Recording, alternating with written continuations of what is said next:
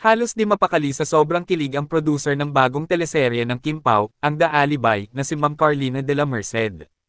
Ayon nga sa naging post ni Ma'am Carlina sa social media, grabe. Kinikilig ako sa Kim Pao. May gusto sana ako share na pic nila.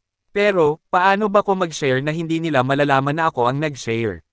Grabe nga ang idinulot nitong kilig at excitement sa mga netizens, at kanya-kanya nga ang mga naging komento o suggestion nila kay Ma'am Carlina. Kung di po talaga pwede, pa-describe na lang po. Bahala na kami mag-imagine.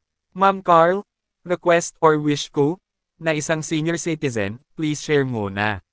Silent Kim Pao fan. See you again Kim Pao, August 30, Birmingham.